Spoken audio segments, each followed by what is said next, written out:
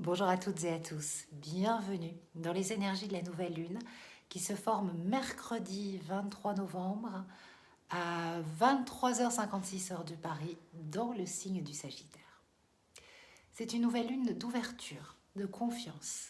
Elle initie un nouveau cycle de croissance et d'évolution sur la roue de l'âme, sur cette roue sacrée du zodiaque, et elle nous invite à nous laisser inspirer par les énergies de renaissance, les énergies de renaissance spirituelle du Sagittaire. Le Sagittaire est un signe qui nous connecte à notre étoile, cette étoile qui brille dans la nuit noire et qui nous rappelle que nous sommes toujours guidés, que la lumière est toujours là. Cette étoile qui nous connecte à l'immensité de l'espace, à ce qui est plus grand que nous. Le Sagittaire, c'est un signe qui nous relie au cosmos, qui nous permet d'envisager la vie dans sa dimension spirituelle, philosophique, religieuse. C'est un signe qui relie la terre et le ciel et qui intervient après les métamorphoses nécessaires de la phase Scorpion, où on a transcendé nos limites personnelles, et qui nous dit, voilà, maintenant explore ta liberté, voyage au pays de la connaissance, des lois fondamentales de l'univers, donne du sens à ton destin, aux événements que tu vis, en étant capable de les mettre en perspective, en voyant les situations que tu vis avec l'énergie du verre à moitié rempli et non à moitié vide. C'est ça l'énergie du Sagittaire. Pourquoi ? Parce que la planète maîtresse de ce signe, et donc de la lunaison, c'est Jupiter, une planète positive. Elle rétrograde dans le signe des Poissons et elle dialogue de façon harmonieuse avec les luminaires. Donc ça, c'est un aspect qui est source de bien-être, de calme, après la tempête, de sécurité intérieure, de confiance retrouvée. Mais c'est un aspect qui demande à être intégré pour vivre le plein potentiel. Et ça va passer par l'accueil inconditionnel de nos émotions et l'écoute de nos besoins. Si on regarde la carte du ciel de la nouvelle lune, on voit qu'il y a un triangle mineur qui se dessine entre la lune, le soleil, Jupiter et Pluton. Ça, c'est une figure astrale vraiment positive. Pourquoi ? Parce qu'elle est constituée en fait d'un trigone et de deux sextiles. Et ça apporte du liant, de l'harmonie. Et on peut dire, allez, on va prendre le temps de respirer, prendre quelques instants pour saluer les efforts accomplis ces derniers mois, remercier, rendre grâce, renouer avec la vie, avec la joie, avec la force de l'instant présent. Alors, comme la Lune et le Soleil sont en Sagittaire, que Jupiter est en Poisson et que Pluton est en Capricorne, en fait, le trigone entre Jupiter et les luminaires est un trigone dissocié. Idem pour les sextiles avec Pluton. Qu'est-ce que c'est un trigone ou un sextile dissocié ? Pourquoi cette appellation ? En fait, quand deux planètes sont angulaires, elles dialoguent entre elles. Si elles se situent dans des signes de nature identique, on parle de trigone, de sextile, de carré, d'opposition, donc de dialogue harmonieux ou disharmonieux. Mais si les planètes se relient ensemble et ne sont pas dans des signes de même nature, comme c'est le cas pour cette lunaison par exemple, eh bien alors on va parler de sextile, de trigone, de carré ou d'opposition dissociée. Et ce terme, il est intéressant parce que la dissociation, c'est un mécanisme de survie qui déconnecte l'intensité de nos émotions pour nous permettre de faire face à des événements traumatiques ou vécus comme tels. Et il y a plein de façons de se dissocier. Ça peut être de la perte de mémoire suite à un choc, la sensation de ne pas être là, de l'absence du détachement, voire même de la déréalisation. On va revenir à l'astrologie, mais c'est important parce que ce terme n'est pas là par hasard. Si on prend le cas du trigone dissocié que forment Jupiter, la Lune et le Soleil, le dialogue donc entre les planètes est harmonieux, il est fluide, mais la dynamique elle est éthérée. Ça se passe sur un autre plan. Et ça signifie une chose, c'est que nous allons devoir nous ancrer pour vivre la positivité de cet aspect. Nous allons devoir être là, connectés à nos émotions, qui sont des messagères du moment présent. Quand on rejette, quand on nie ces émotions, on se coupe de la réalité. On se coupe de l'instant présent, on se coupe de notre corps, on se coupe de nos ressentis. Et faire ça, c'est se couper d'une partie importante de nous-mêmes, c'est nous dissocier. Et donc, on se fige, on ne bouge plus.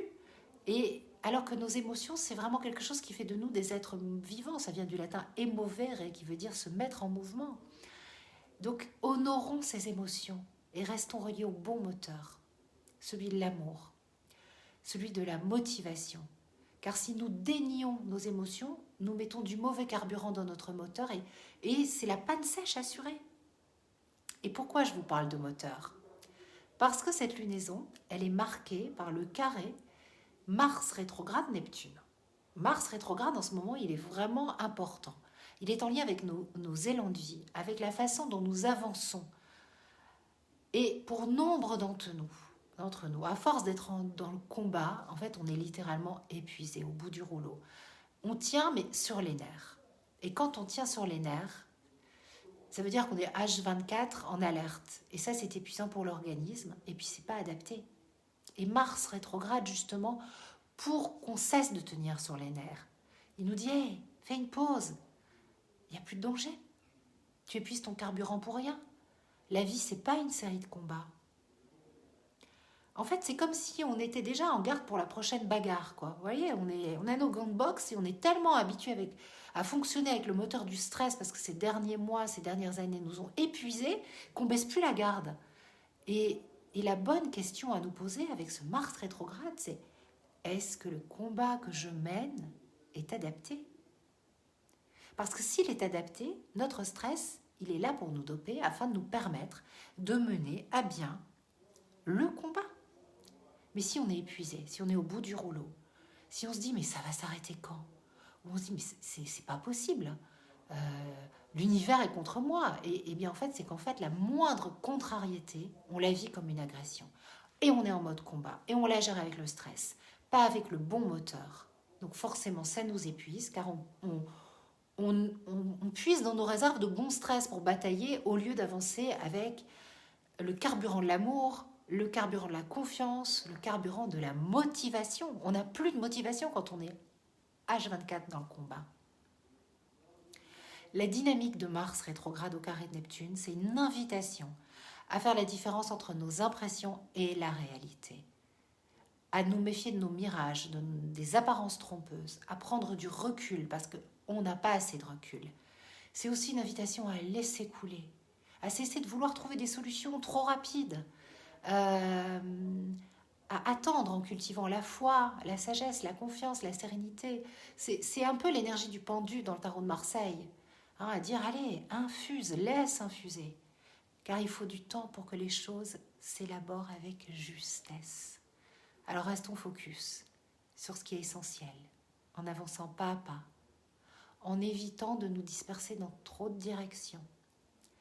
Vous savez, il y a beaucoup de loupés en ce moment. La sensation de faire un pas en avant, puis 3 pas en arrière. Que la roue, elle tourne pas dans le bon sens. Que la situation nous échappe. Mais en fait, est-ce que nous avons le contrôle? C'est ça la vraie question à nous poser. Peut-être que nos pensées qui s'affolent un peu dans nos têtes nous jouent des tours et nous font construire des scénarios sur la peur en lieu de place de l'instant présent. Et si on observe Mercure et Vénus dans la carte du ciel de cette lunaison, on voit qu'ils sont à côté des luminaires dans le signe du Sagittaire. Et ce qui caractérise l'énergie de Mercure en Sagittaire, c'est le besoin de comprendre. Et Vénus, à côté, elle dit, mais pense avec ton cœur, connecte-toi à tes émotions, à tes ressentis. Et puis surtout, cultive des pensées élevées, positives, confiantes, des pensées d'amour. Prie, garde la foi, nourris-toi. Culturellement, spirituellement, mais ne te fais pas piéger par tes quêtes de vérité, par ton besoin d'avoir raison. Offre-toi des moments de joie, de simplicité. Tu parles à un sourd en face de toi. Arrête, ça ne sert à rien. Profite de la vie. Tu sais quoi, l'énergie du Sagittaire, c'est la pura vida. Voilà. Arrêtons de nous battre contre des moulins à vent. C'est le message principal des énergies actuelles. J'espère que cette vidéo vous aura aidé. Je vous fais des gros bisous. N'hésitez pas à commander les tout derniers exemplaires du Moon Journal. Il en reste vraiment pas beaucoup pour la version papier. Et on vivra ensemble cette belle odyssée lunaire. Bisous, bisous.